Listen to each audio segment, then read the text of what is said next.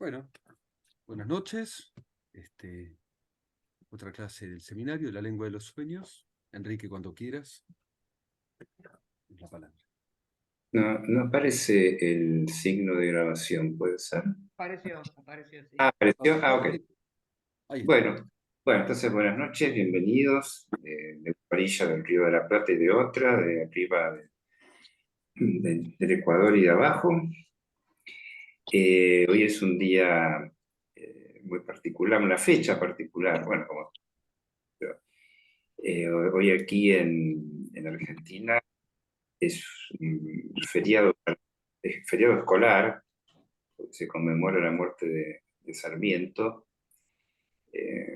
personaje controvertido, pero que fue el mentor de la educación laica en el país, laica y gratuita. Lo que le valió la excomunión al presidente de aquella época, también controvertido presidente, porque por un lado sostuvo la educación laica y gratuita y por otro lado exterminó una buena cantidad de pueblos aborígenes del país, pero bueno, nadie es perfecto. Julio Argentino Roca fue hasta ahora el único presidente excomulgado, o sea, recibió la excomunión por parte del Vaticano por ese hecho, ¿no? Por desestimar que una educación debía ser religiosa. También se conmemora hoy, creo que hacer la cuenta, 50 aniversario del golpe de Estado de Pinochet en Chile, ¿verdad? 73 ahora son 50, si no me falla la memoria. Y también se conmemoran 20, ¿cuánto es? 21, 20 años, 21 años del derribamiento de las Torres Gemelas, creo que también es hoy, ¿verdad? Así que bueno, con ese marco histórico y cultural, vamos a hablar del ombligo, el origen de todas las cosas. La vez pasada, eh, voy a- habían quedado algunos puntos subrayados, como puntos de llegada y de partida. Uno era en el sueño, lo oculto, la oscuridad, la opacidad. Estoy recordando algunos de los puntos que Daniela González trajo en la reunión pasada, ¿no? Lo ininterpretable, el punto de ininterpretable en el sueño, y cómo si la interpretación puede producir alguna iluminación, también hay una iluminación de lo oculto, de lo oscuro, de lo opaco, es decir, ahí donde hay algo que ilumina nada. Ese punto de oculto, de opaco, de límite, quedó ubicado, Daniela lo citó muy bien, en relación al estado de la transferencia. Eh, hay unos micrófonos, por favor, sí. Yo recién estoy volviendo a casa. Así que los flecos no sé si va a haber hoy o mañana la probada de flecos. Mañana tampoco, porque Oriana tiene un cumpleaños. Adrián, No sé. Ahí estaba viendo cómo. Listo. Gracias. Bueno, decía entonces que ese límite a la interpretación del sueño concierne estrictamente a la práctica del análisis, o sea que depende del estado de la transferencia. ¿Sí? Es por la transferencia que se puede, la transferencia, el análisis en transferencia, que se puede llegar a ese límite. Y nos preguntábamos, apareció esa pregunta al final de la reunión, acerca de los sueños en el dispositivo del pase, qué lugar tienen esos sueños. Me apareció esta idea, ¿no? Tirada así, digo tirada porque se me ocurrió esta idea. Si en el testimonio del pase hay algo de hacer pasar ese límite de la interpretación. Y cuando hoy recordaba las notas, me parece que ahí es una frase un poco ambigua, interesantemente ambigua. Si el testimonio del pase es pasar un límite, en el sentido de hacer pasar un límite o atravesar un límite. Así que eso aún, por lo menos para mí, queda como una pregunta que puede llevar a algún tipo de trabajo de escuela, ¿no? Fundamentalmente para las escuelas que disponen del dispositivo.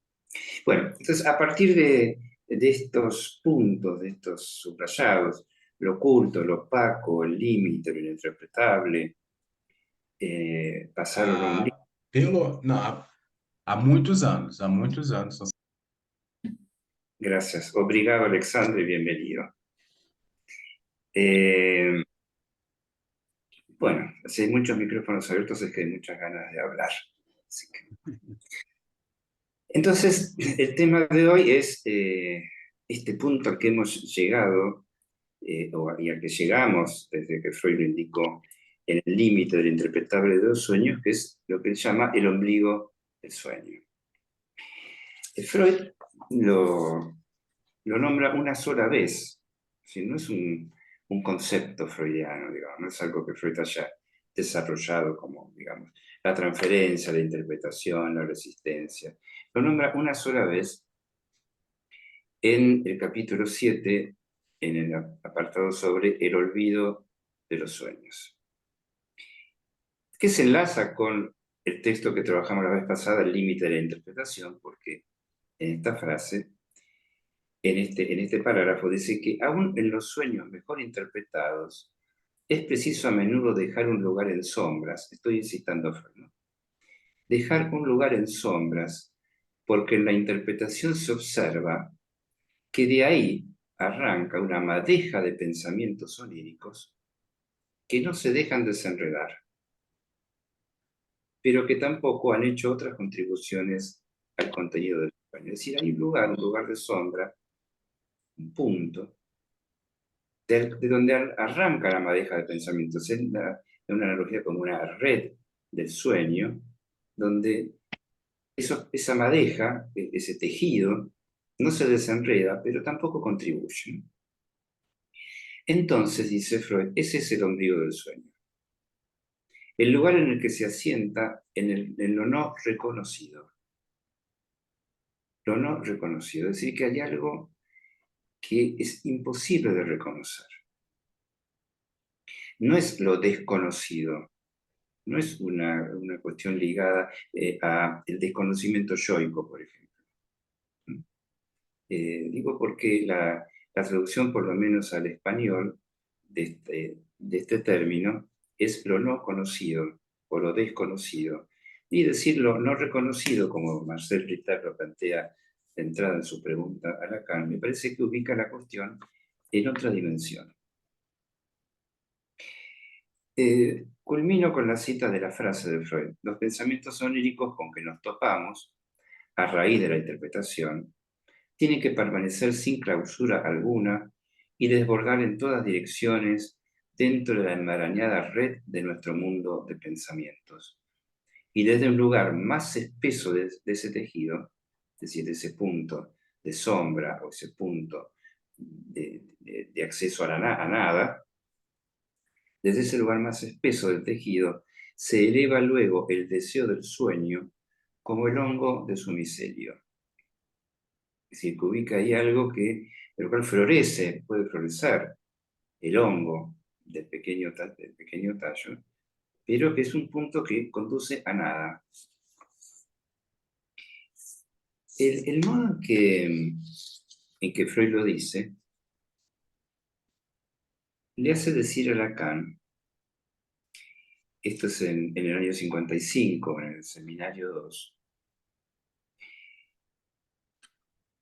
al referirse a el punto absolutamente inasequible que pertenece al dominio de lo desconocido, el ombligo del sueño, dice Lacan, no hacemos hincapié en estas cosas de su texto, del de Freud, probablemente porque creemos que son poesía. Pues no. Esto quiere decir que hay un punto que no es aprehensible en el fenómeno, el punto de surgimiento de la relación del sujeto con lo simbólico. Es decir, que cuando Lacan lee este término de Freud, ombligo del sueño, no lo lee como una suerte de metáfora, de efecto poético. Es como si fuera el ombligo del sueño. Dice que no, que hay algo que justamente es el punto de surgimiento, dice él, de la relación del sujeto a lo simbólico. En el mismo seminario, un poco después, insisto, el seminario del 55, seminario sobre el yo, habla de el ombligo del sueño como la relación abisal, en abismo, con lo más desconocido. Marca de una experiencia privilegiada excepcional, donde un real está aprehendido más allá de toda mediación. Es decir, no hay ninguna mediación, ni simbólica ni imaginaria. Y dice él, en este tiempo temprano de su enseñanza, que es una relación que se establece con un otro absoluto, más allá de toda intersubjetividad.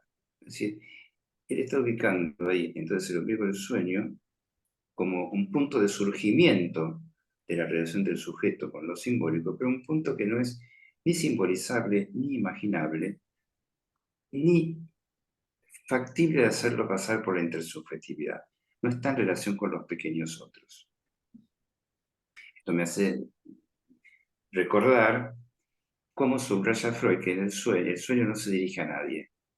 Es decir, ese punto se retoma Lacan de esta manera. Un poco más adelante, en el año 61, en el seminario sobre la transferencia, Lacan va a hablar del objeto A, objeto privilegiado del deseo, que para cada uno culmina en una frontera, en un punto límite, que les he enseñado a considerar como la metonimia del discurso inconsciente. Me parece que está hablando del mismo punto límite. Hay algo donde se detiene la metonimia de asociaciones. En el 69, el seminario en vez del psicoanálisis, dice que la pérdida del objeto, es decir, retoma la cuestión del objeto, es también la iancia, el agujero abierto a algo de lo cual no se sabe si es la representación de la falta de goce. O sea que está ligando esa iancia, ese agujero de la pérdida de objeto, al ombligo, a lo ininterpretable, lo insondable, y al goce.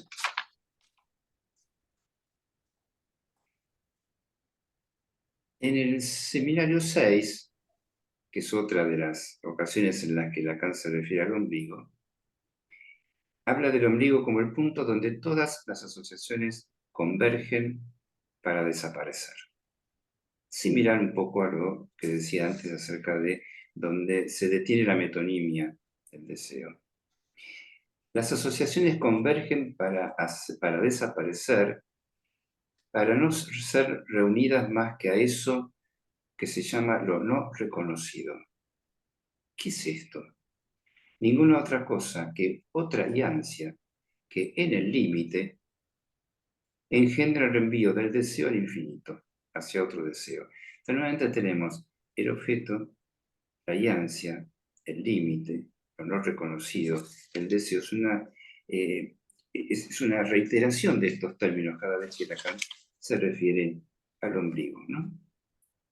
Punto de surgimiento, relación con otro absoluto, ansia, límite, frontera, agujero.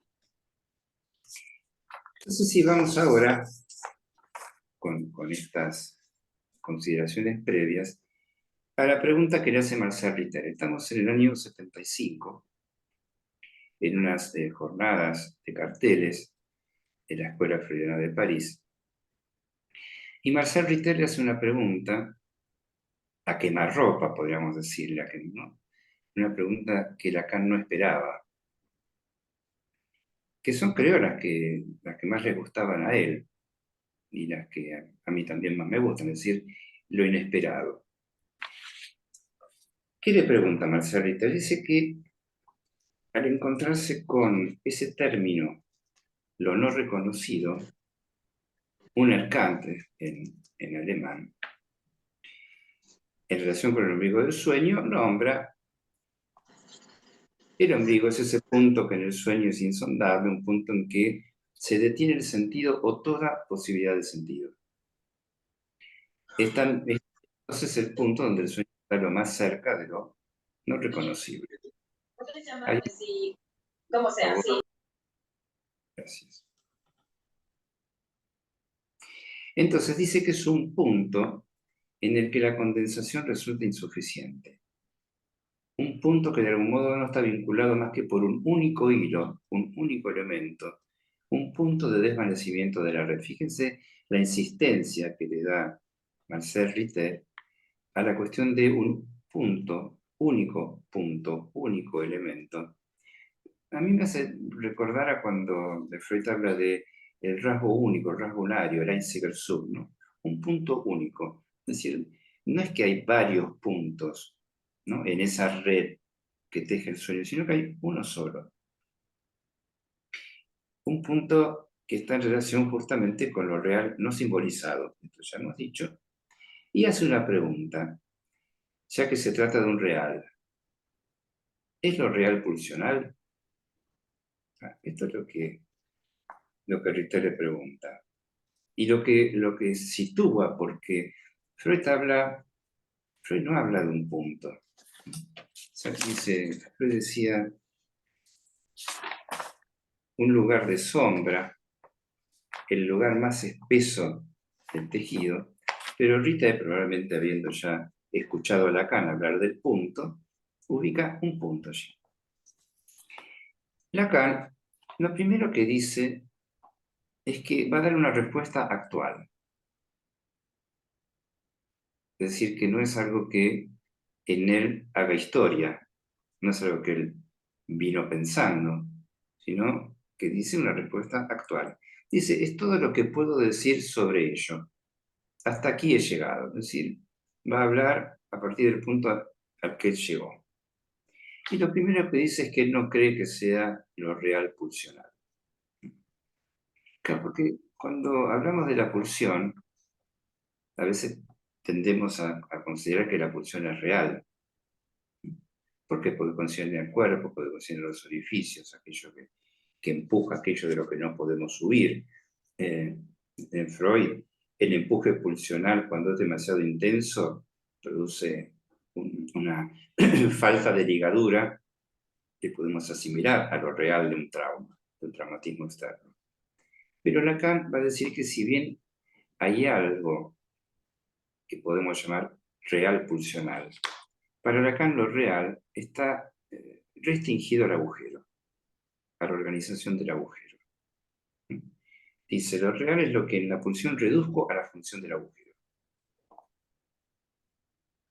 Y en relación a la función del agujero, que por supuesto estos agujeros, en tanto son tomados como agujeros, tienen una organización simbólica, pero que se organizan alrededor de los orificios del cuerpo. Esta es la mitología, como Freud dice, más fuerte del psicoanálisis. Una relación entre los orificios del cuerpo y la función agujero. Y dice que la organización del agujero tiene que ver con una especie de constancia. La constancia que Freud ubica ¿en qué? En la constancia de la fuerza pulsional, ¿no? Que a diferencia del deseo que desfallece para volver a presentarse, elevarse, ¿no? En el principio el placer-displacer, que el placer es la caída de la tensión, para la pulsión la fuerza es constante.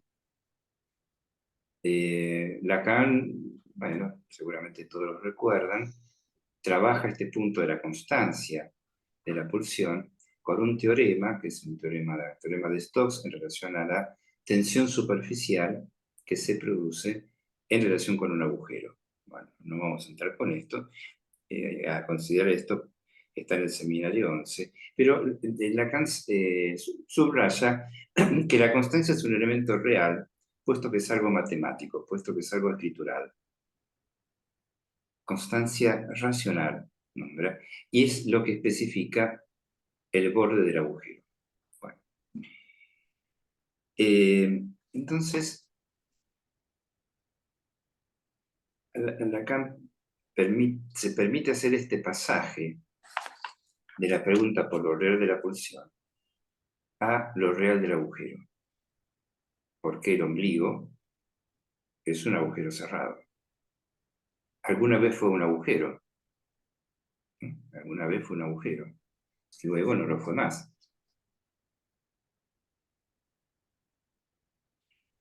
Hay después en la secuencia, Lacan va a plantear que, bueno, lo que a nivel del orificio corporal ocurre, también ocurre de manera análoga en el inconsciente. Es una frase que tomada así no se entiende mucho, pero podríamos ponerla en relación con lo que también en el seminario 11 Lacan ubica respecto de la relación del sujeto acéfalo de la pulsión y el sujeto del inconsciente, que ambos tienen en común las iancias.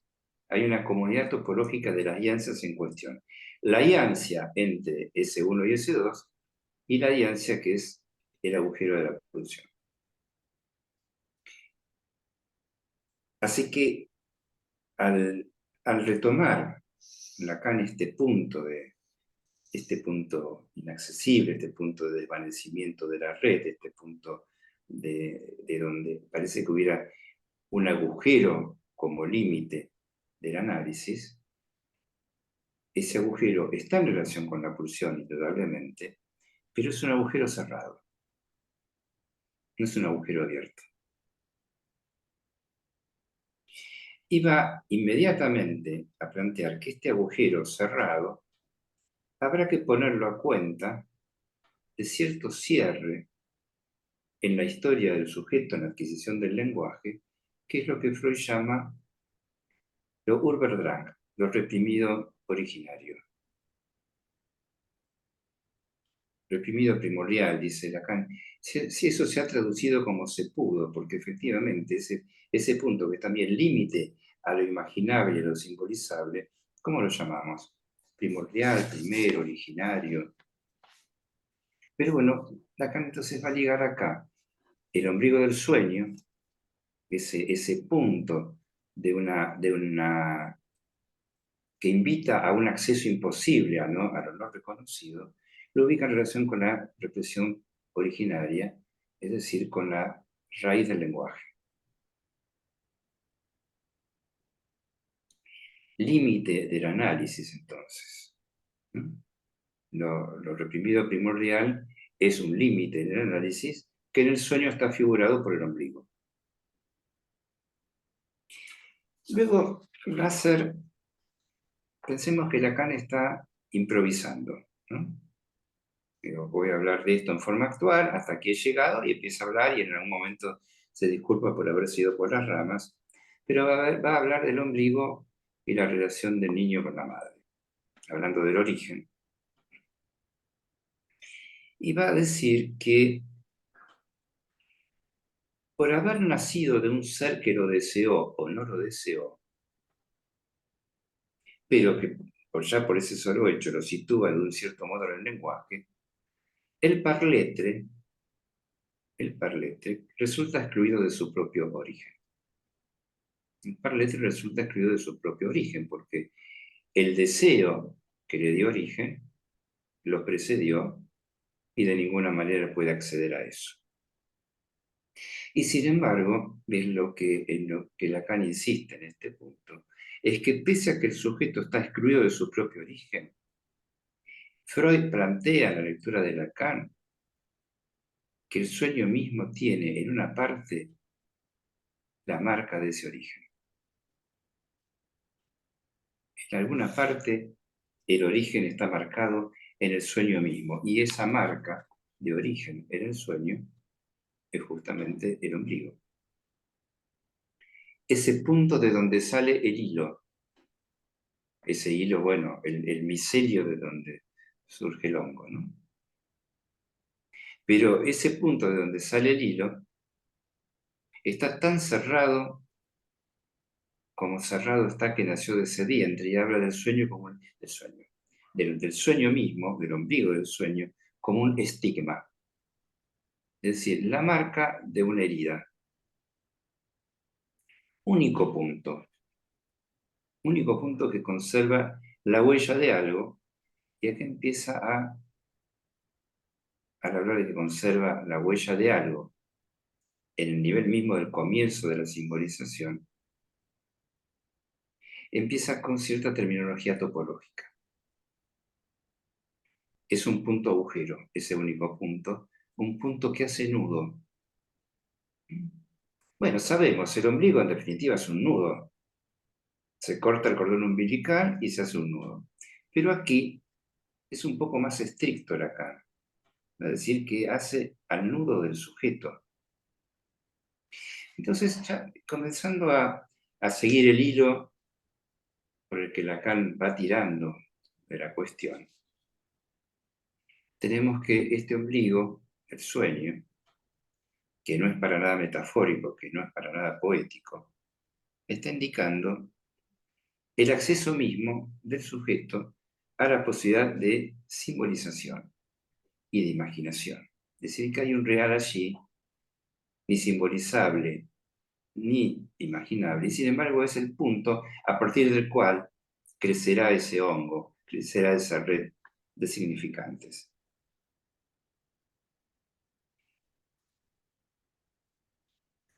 Bien.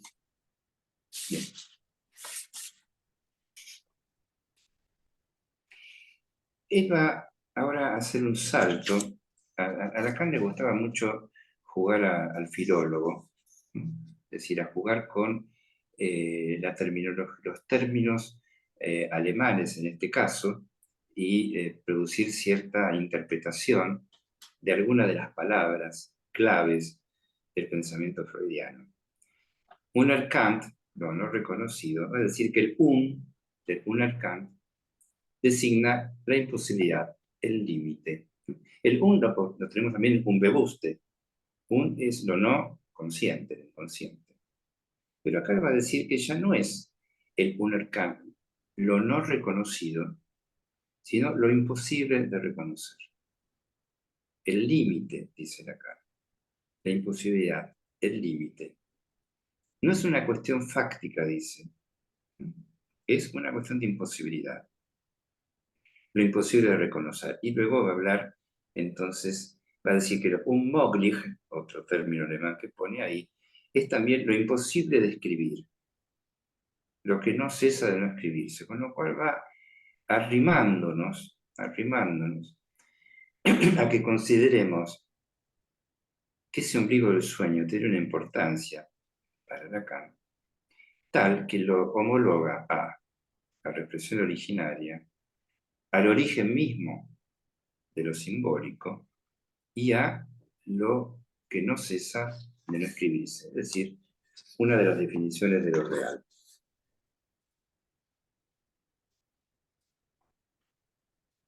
Entonces va a decir que en este punto es donde ya no se comprende más nada. Que entonces todo análisis de un sueño llevaría a ese punto donde no se comprende más nada.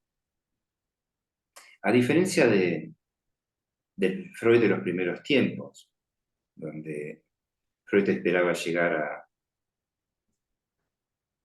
al recuerdo por la rememoración del suceso traumático, o iba a llegar a la escena primaria, es decir, a un punto donde el origen pueda establecerse. Lacan nos va a decir que no, que el sueño llega a ese punto en donde no se puede tirar más de la cuerda, dice él, salvo para romperla.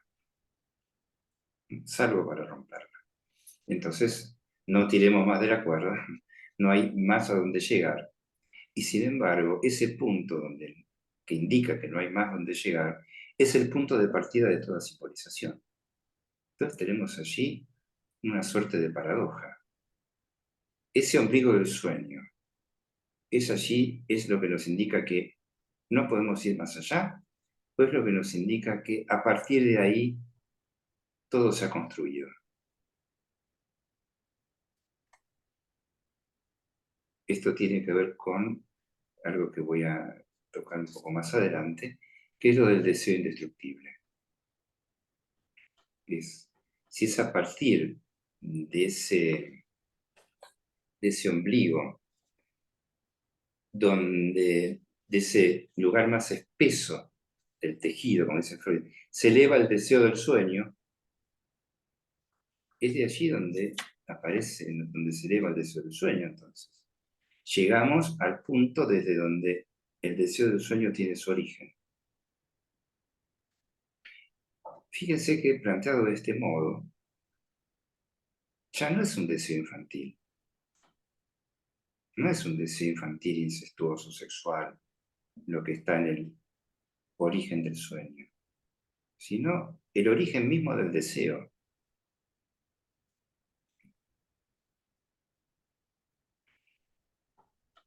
Y sigue entonces, Lacan dice, pero estoy seguro de esto que estoy diciendo.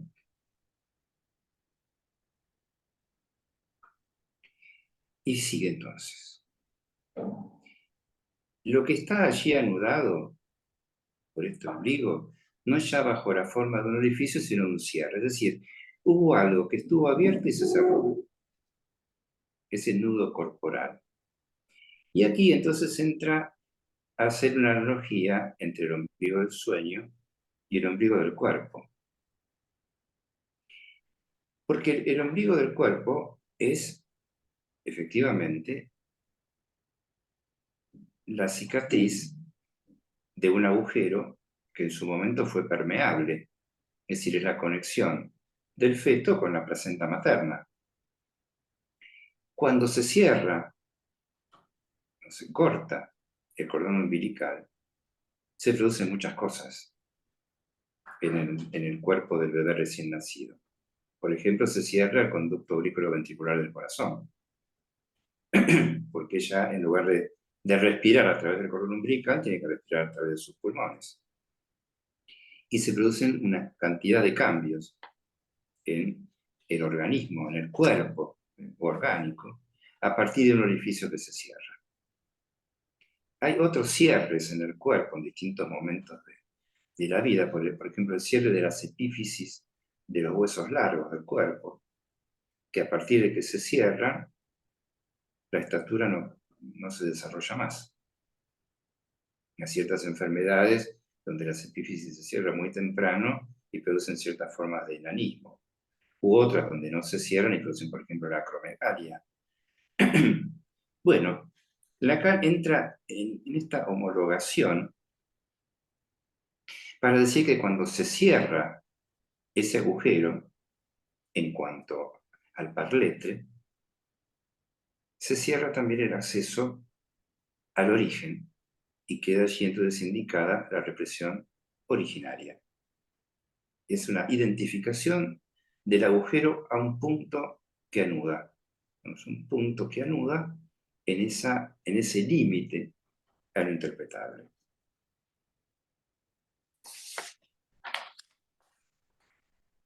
Después, como ven, es una improvisación que hace Lacan, donde introduce muchísimas cuestiones, pero que van todas orientadas al mismo punto, ¿no?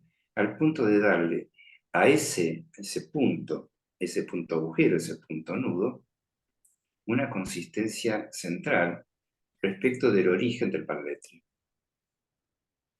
Es decir, se trata de orientarse en el lenguaje. Leo la frase. Se trata de orientarse en el lenguaje y que el ser humano esté en un campo ya constituido por los padres y que concierne al lenguaje, es decir, el baño de lenguaje con que el sujeto nace al mundo. A partir de allí, es preciso ver su relación al inconsciente y que esa relación al inconsciente no hay razón alguna para no concebirla como lo hace Freud, que hay un ombligo. Es decir, que el ombligo ya no es solo el ombligo del sueño, sino es lo que hace la relación del sujeto con el inconsciente. A saber, que hay cosas en el inconsciente que están cerradas para siempre, de modo que no nos queda sino designarlo como un agujero, ¿no? El agujero de lo no reconocido. Lo que está cerrado para siempre es lo que podemos decir en términos de la metapsicología lacaniana, si se quiere. Lacan saltaría de la tumba si me escucha porque aborreció la metapsicología. Bueno, la metapsicología freudiana sería la Verwerfung. En la lacaniana es la forclusión. Lo que está cerrado para siempre no puede retornar sino desde otro lugar.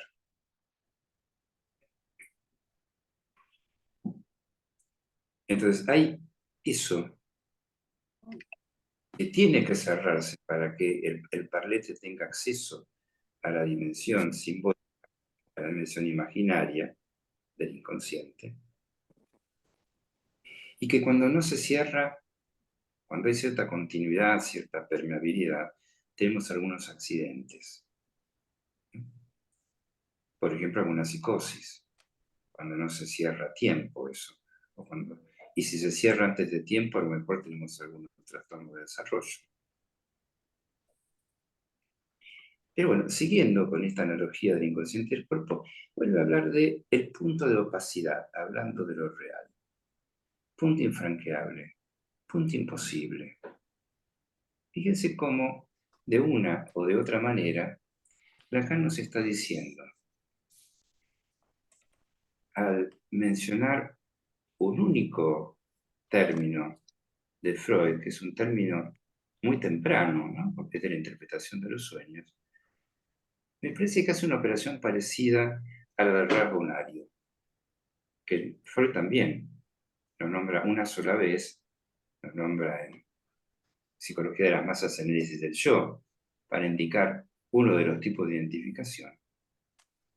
Sin embargo, Lacan hace del rasgo unario un fundamento del psicoanálisis, porque es el fundamento de la identificación simbólica. Me parece que él toma el ombligo del sueño como cierto fundamento de una identificación real, como un punto ahí de real, al cual el sujeto no tiene otra ocasión que identificarse, porque es el punto de donde surge en él el hongo del deseo, ¿sí? Su relación a todo lo simbolizable y lo imaginable. Entonces sigo muy poquito más solamente para tratar de ubicar que respecto del deseo, Freud termina su texto, La interpretación de los sueños, del siguiente modo.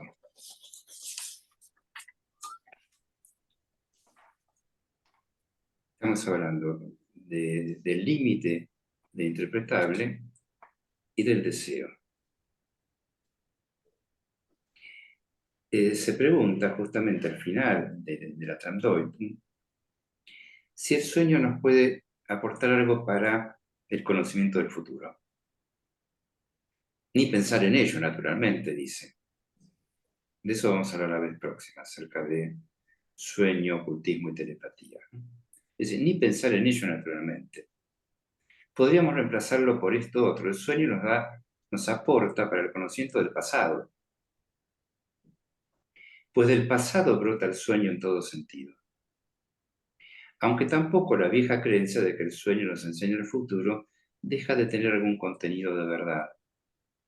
En la medida en que el sueño nos presenta un deseo como cumplido, nos traslada indudablemente al futuro, pero este futuro, que al soñante le parece presente, es creado a imagen y semejanza de aquel pasado.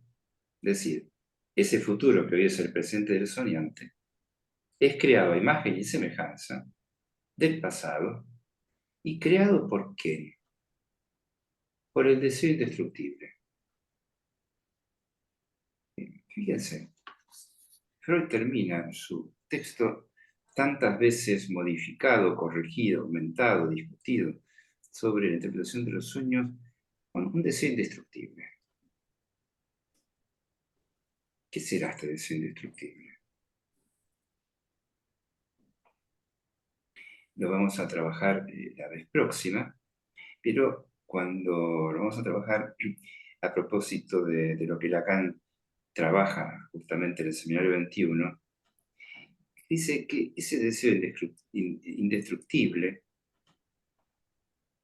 es siempre el mismo, sin variación. O sea, no es que sea indestructible porque pueda destruirse, indestructible es porque atraviesa la vida siendo siempre el mismo, sin variación, y un poco más tarde, esto lo dicen en el Seminario 21, en el año 73, y unos años más tarde, en el año 80, no, perdón, en el mismo año, un poco más tarde, va a decir que el deseo es indestructible, quiere decir que es invariante. Es decir, que hay un punto que lo hace constante. La invariante, nosotros tenemos una variante y una constante, ¿no?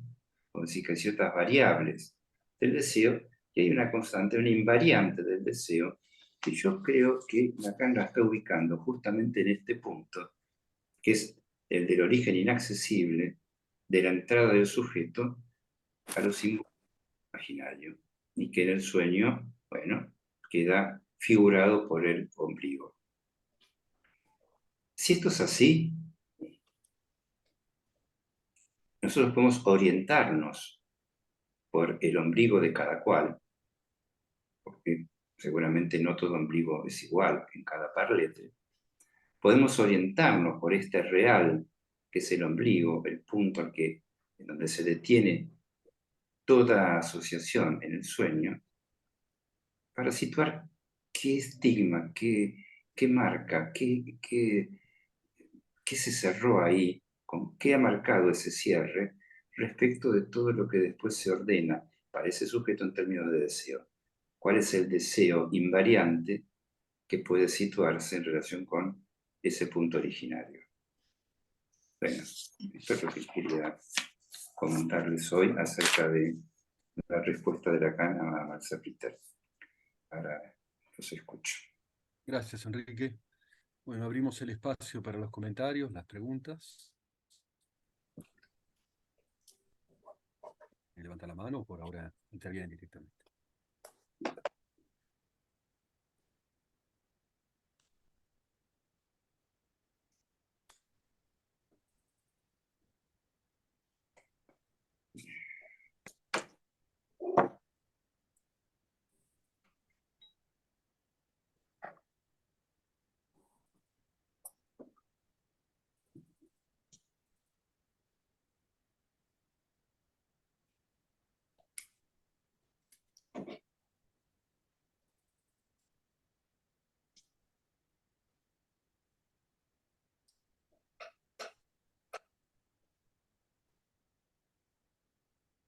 Creo que Claudia levantó la mano, no sé. Sí, sí. ¿Claudia? Ah, Bueno, no te vi, perdón, Claudia.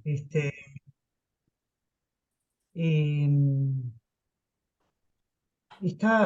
se me ocurrió esto de que puede haber un límite de asociación y también puede haber un límite de lo que se puede decir. Digo, porque el hecho de que por ahí haya un límite donde el paciente se le puede preguntar por alguna parte del sueño y que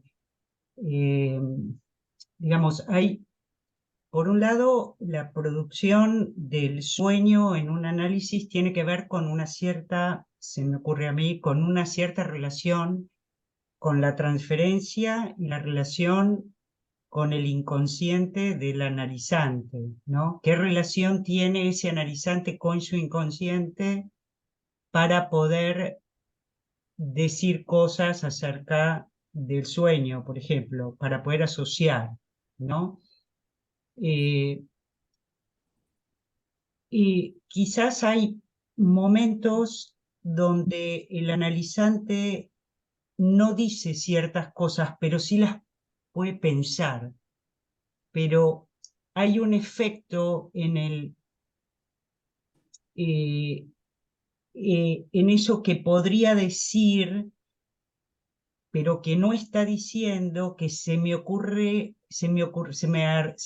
planteaba como si que pudiera ser ese hongo del deseo, ¿no? A veces el analizante tiene como un recorrido o la posibilidad de asociar y de decir cosas,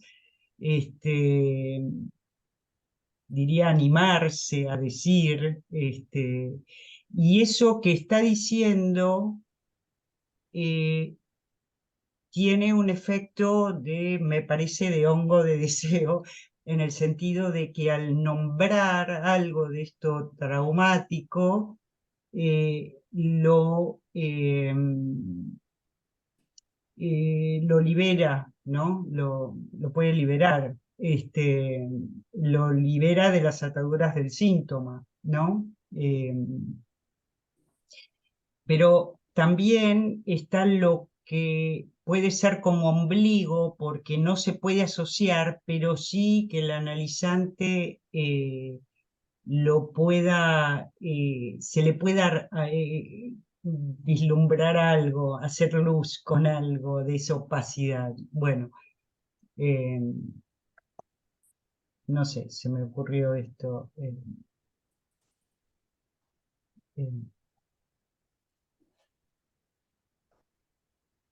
y, y también el efecto que tiene el sueño en el hecho de que el mismo paciente vaya diciendo lo que piensa de ese sueño, que es muy terapéutico, digo, no, por ahí no hace falta decir nada, simplemente con preguntar, ¿y esto qué asocia con esto? Y ya el analizante habla y hay algo ahí que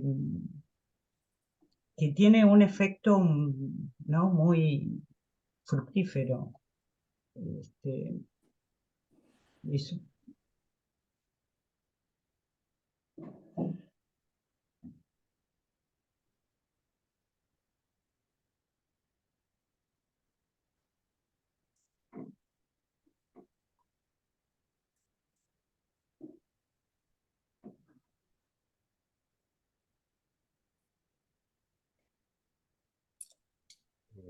Voy a- Quería hacer una Patricio. pregunta, ¿sí? Este, algunas ideas, capaz que no están como muy ordenadas, en realidad es una pregunta corta, ¿no? El psicoanálisis, o sea, el análisis personal, digamos, ¿no? Uno de los efectos que produce es que cambia la relación que un sujeto tiene al lenguaje, ¿no? O sea, después de analizarse mucho tiempo, uno nunca va a volver a tener la misma relación al lenguaje que tenía antes de transitar, digamos, ¿no? Por la experiencia del análisis, ¿no? Este, Sin embargo, digamos, en esto que entiendo que estás puntuando, Enrique, habría algún punto que sí no podría franquear el análisis, habría un punto digamos, del efecto constituyente del lenguaje al cual, digamos, el análisis no va a poder ir más allá, que además incluso digamos, en los análisis de quienes después van a practicar el psicoanálisis, también va a estar presente, digamos, ¿no? En lo que puede ser como la concepción, digamos, ¿no? De lo que puede ser, de lo que puede ser su práctica. Entonces, digamos, también como, a ver, otra pregunta, digamos, sería, si pensás, digamos, que la práctica del psicoanálisis, pero ya desde el lugar de analista, digamos, al poder como escuchar de alguna forma, o poder detectar o encontrar como esos ombligos, digamos, ¿no? Digamos, para quienes se sostiene el lugar de analista, si eso también tendría algún efecto en lo que puede haber sido el propio ombligo del sueño de el que está en el lugar de analista en ese momento. Creo, más o menos quedó más o menos. Esas eran las dos preguntas.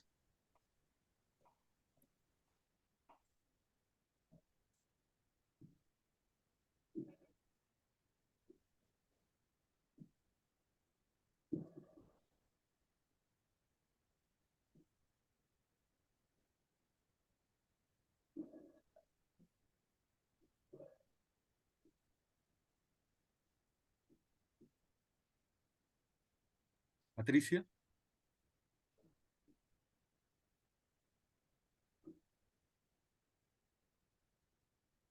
Todos hablamos un poquitito.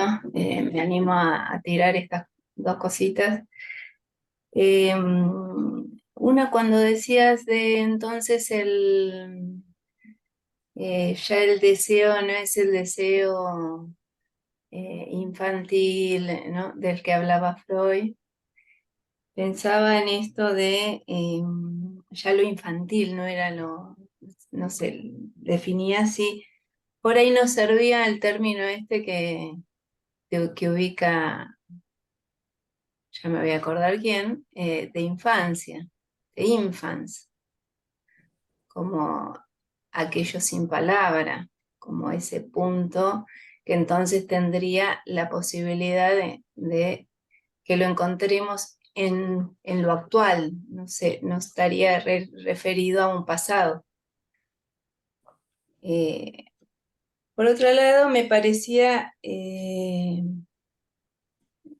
llamativo que Lacan recortara de los términos de la pulsión solo dos para hablar de la pulsión. Primero es taxativo que lo reduce a un orificio, pero después dice que la constancia es su elemento. Los otros dos puntos no menciona nada. Y después me pareció algo que vos decías, que yo no había reparado, que Lacan también habla desde un límite, como habla con su límite. Bueno, esas cositas. Enrique, ¿querés comentar algo? Bueno, ahí comento y después tenemos otras intervenciones. Bueno, voy por orden, gracias por las intervenciones. Claudia, a mí me parece que lo interesante, lo que a mí me interesó, me parece que lo novedoso de esta fórmula freudiana del ombligo del sueño que Lacan retoma como punto infranqueable, es estructural. Si bien en cada transferencia, es decir, en cada análisis, se puede dar con otros términos, con otros nombres, en otros momentos, yo distinguiría lo que es la falta de asociación o la dificultad de asociación por el estado de una transferencia, por el momento de análisis, por la resistencia, por lo que fuere, y aún tomando en cuenta que las asociaciones proceden del inconsciente, lo distinguiría lo que es el hecho fáctico, comprobable, fenoménico, de lo que es el punto estructural, que hay un límite en la estructura, ¿no? Que Freud lo dice de determinadas maneras en distintos textos y en distintos momentos. Por ejemplo, en Pegan a un niño, cuando construye esa fantasía, hay un punto límite que es cuando el sujeto dice, no sé más, pegan a un niño. Hay un límite también en la posibilidad de saber. La roca viva de la castración, la escena primaria, la represión originaria, acá el ombligo del sueño, son puntos límites de la estructura.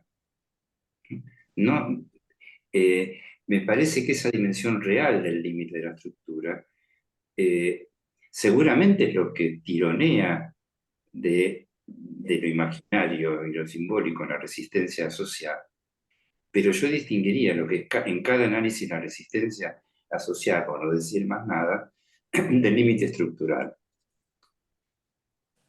Eso en cuanto a lo que decía. Sí, efectivamente, hay efectos fructíferos de las intervenciones del analista, efectos fructíferos que pueden relanzar el análisis, pueden tener un efecto aliviante, terapéutico, pero me parece que la cuestión de la estructura es lo que estoy intentando pensar como lo que orienta las intervenciones del analista. Andrés, claro, tu pregunta me parece que articula estas dos cuestiones justamente, ¿no? El análisis hace que nuestra relación al lenguaje sea otra y que no hablemos al final como hablamos al principio, se espera de eso, ¿sí? Que haya una relación al decir y al bien decir que pueda ser casi signo de haber pasado por un análisis. Pero efectivamente entiendo que hay un límite a eso, ¿no? Porque ese punto agujero, ese punto nudo, ese punto ombligo del que Lacan habla, es, a mi modo de ver, y él hace la analogía, es como el punto ciego de la retina, aquel en donde se inserta la llegada del nervio óptico. Allí es un punto ciego, y sin embargo, ese punto ciego se te permite ver. Aquí yo hago la misma analogía a partir de Lacan. Ese punto ciego, punto mudo, punto nudo, punto agujero del ombligo, es lo que impide un acceso al origen y sin embargo es lo que es el origen del acceso del parletre al lenguaje. Entonces sí, te contesto de este modo. En tanto el origen está perdido, hay algo de la relación del sujeto al lenguaje, incluso diría un poquito más a la lengua, que es inmodificable. Eso el análisis creo que no lo toca. ¿Y qué es lo que hace a lo más singular de cada cual? Porque a mí me parece muy importante esta observación que hiciste, porque yo tengo, como saco yo, he notado muchas veces que hay analistas que cuando hablan hacen de alguna manera, transmiten de alguna manera con quién se analizaron. Pero no porque lo citen, no porque lo nombren como maestro, sino porque en su manera de hablar hay una identificación al modo de hablar del analista. Y me parece que ahí es otra cosa. Ahí no se trata del punto límite de cómo cada cual puede hablar, sino que ahí hay un punto de identificación. Me parece que es una pregunta a desarrollar la que haces, Andrés. Gracias. Patricia, me parece muy pertinente lo de retirar el término infantil y colocar el término infans como sin palabra, porque alude a una temporalidad que no es la temporalidad lineal. Es, bueno, cuando en el sueño se llega a ese punto sin palabra, es un punto infans. Me parece absolutamente así. Respecto de que Lacan toma de la pulsión solamente el agujero y la constancia, bueno, no, me parece que acá, en este punto, en esta respuesta, creo que no. Él habla de qué es lo real de la pulsión para él. Y me parece que de lo real de la pulsión, los otros elementos de los cuatro freudianos no entraron en juego. Pero no creo que Lacan los deje de lado, no los nombra. Y bueno, me gustó esto de que Lacan habla con su límite, desde su límite, y me parece que es así como se habla desde la castración, ¿no?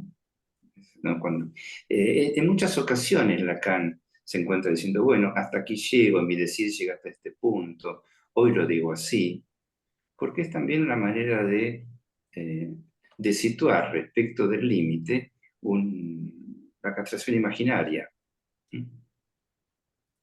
Bueno, perdón, lo imaginario de la castración, no la castración imaginaria.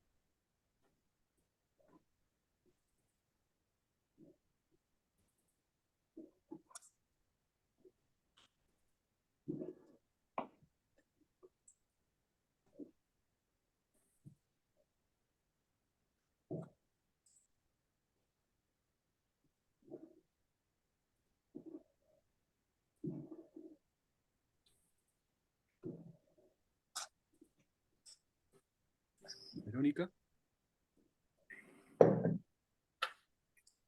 Hola, buenas noches. Bueno, me disculpo por haber entrado tarde porque estaba presentando en otro espacio y bueno, había leído el material para hoy, eh, que me lo olvidé un poco, pero lo que me había llamado la atención de ese material es que ahí se trabaja en relación al concepto de lo Heim y lo Anheim, de lo siniestro. se introduce un término nuevo, ¿no? Como que no se trataría solamente de lo familiar y de lo no familiar o lo oculto que ha sido revelado, sino que Lacan habla de lo no reconocido. Me parece, si no estoy perdida en lo que he leído antes, habla de eso, de lo no reconocido, pero no al modo de la negación.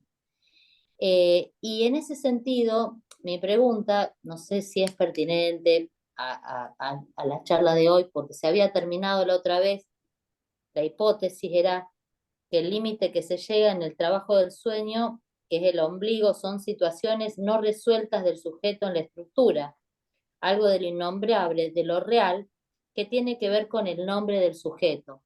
Eso es lo que yo anoté que era la hipótesis en la última reunión anterior a esta. Y me preguntaba si esto del ombligo, que tiene que ver con la estructura, tenía que ver siempre con algo de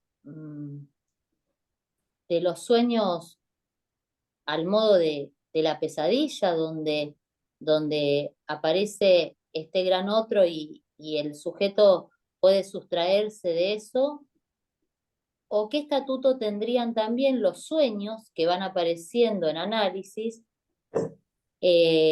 donde se repite en el sueño prácticamente algo de lo que fue de la realidad de ese sujeto singular, se repite en el sueño casi la misma escena, ¿no?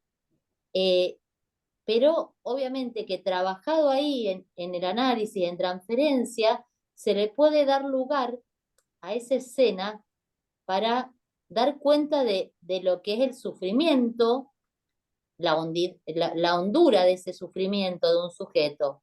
Eso por un lado. Los sueños que son los que se asemejan casi a una escena de la realidad de un sujeto.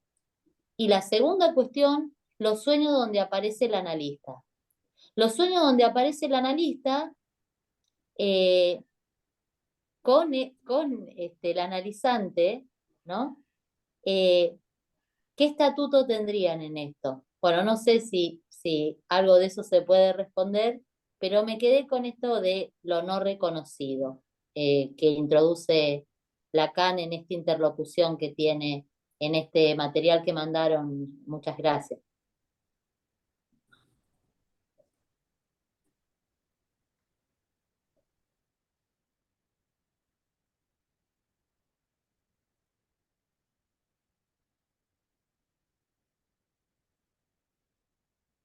Bueno, mientras surge alguna otra intervención, contesto a Verónica Mirón. Efectivamente, Lacan, cada vez que toma un término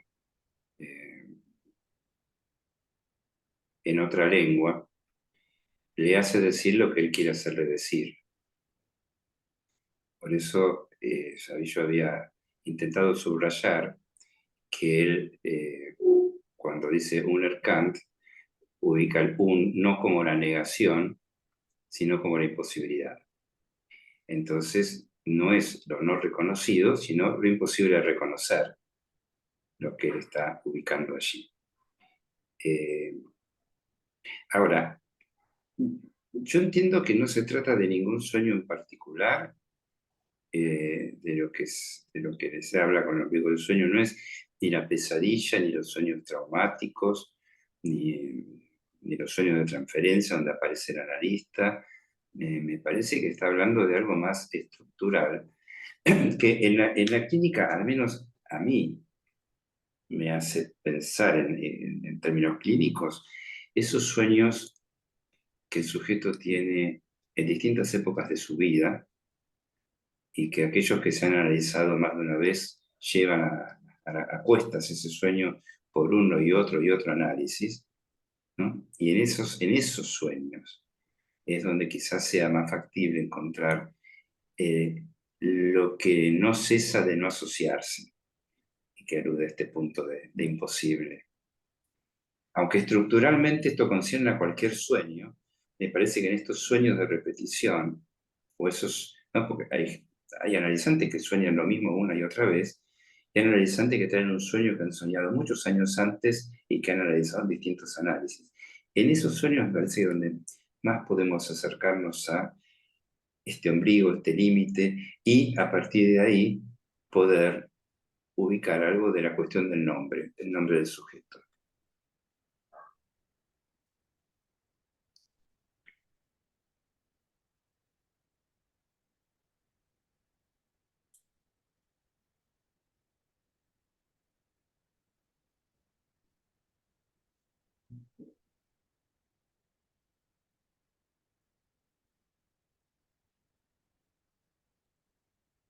Ya que dijiste nombre, era Agamben, el de Infants, el que trabaja Era Agamben, el que Agamben. trabaja esa cuestión del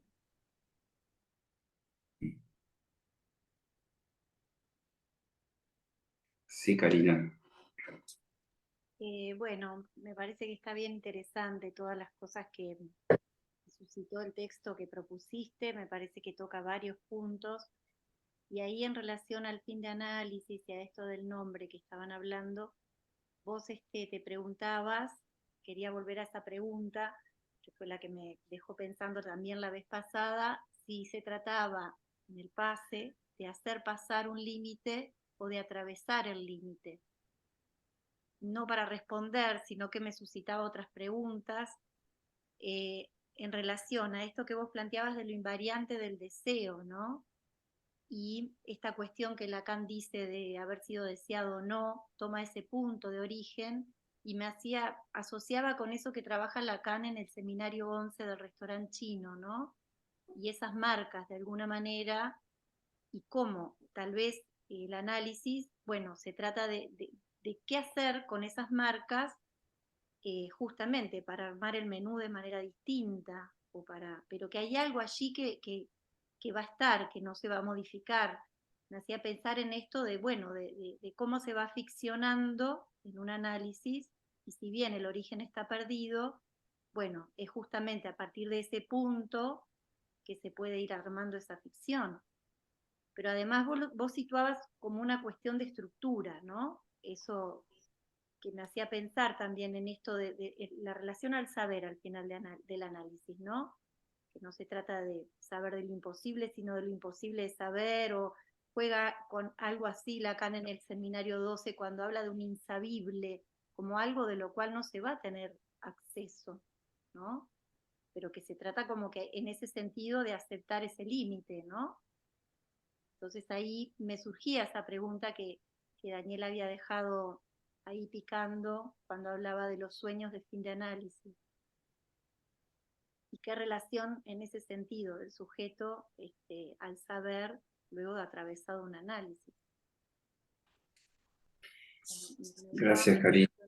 Y otra cosa, cuando vos hablabas algo de esto de forclusión en algún momento, ¿tiene que ver con esto de la forclusión del sentido? Exactamente. Exactamente, sí. No lo quise desarrollar ahora porque no estamos en situación en el recorrido que hacemos para poder introducirlo, pero sí, exactamente. ¿Por qué? Porque, bueno, me forzás y con gusto lo hago a introducir esto de la forclusión del sentido que Lacan lo trabaja en el seminario de RCI, donde también a partir de una pregunta acerca de si hay alguna otra forclusión, que era el nombre del padre, y él habla de la forclusión del sentido a partir de la orientación de lo real. Bueno, suena raro, suena difícil, suena complejo, ¿no? Pero es el mismo punto. Yo diría así, a partir de que hay una orientación en lo real, por ejemplo, la orientación que nos da el ombligo de cada quien, el ombligo del sueño de cada quien, el origen de cada quien, es a partir de ahí que se puede construir algo que está excluido porque está perdido en el origen. Entonces, por ejemplo, lo insabible, lo que no se puede saber. Bueno, pero a partir del insabible nace la posibilidad de cualquier saber. No hay un saber que no surja sino de lo insabible. No hay un sentido que surja sino a partir de lo que no hace sentido. No hay un deseo que surja sino a partir de un punto donde el deseo está perdido en el origen. Entonces, este es el meollo, el ombligo, digamos, del recorrido de este semillero. Llegamos a un punto en donde decimos, o yo por lo menos lo planteo así, en el punto en donde es imposible conocer más, es donde surge toda posibilidad de conocer. En el punto en donde no tenemos acceso al origen, es que surge toda representación subjetiva del origen.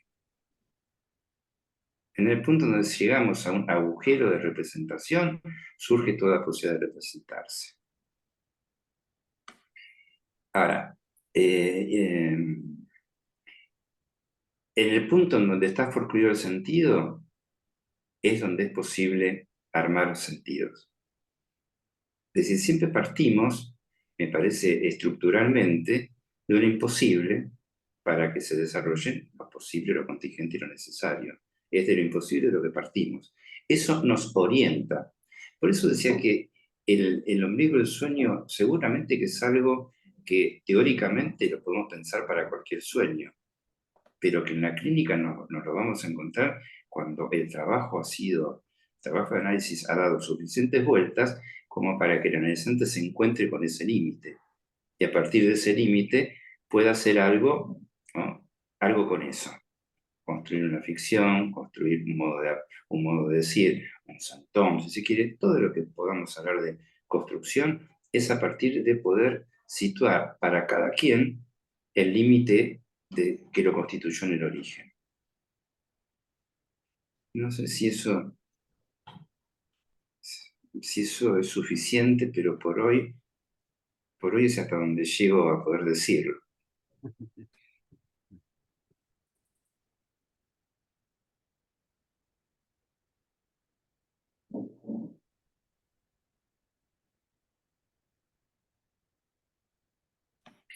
Bueno, les propongo continuar en 15 días con la segunda clase del seminario Los Nombres del Padre, en la cual Lacan trabaja los límites de la interpretación, el texto de Freud que presentó Daniela la vez pasada, y que está en relación con un par de textos freudianos también, que son psicoanálisis y telepatía y sueño y ocultismo. Pero en particular, ya sé, son muchos textos, pero en particular la conferencia 30. Después les vamos a mandar la biografía y cada cual leerá de todo esto lo que le interese. Pero es algo en lo que también alude al límite de lo posible de utilizar para Freud, que es la relación entre el sueño y la telepatía. ¿Sí? Bueno, nos vemos entonces. Muchas gracias. Bueno, gracias. Gracias. Gracias, hasta la Veo. próxima. Gracias. Chao, chao. Chao. Gracias. Gracias.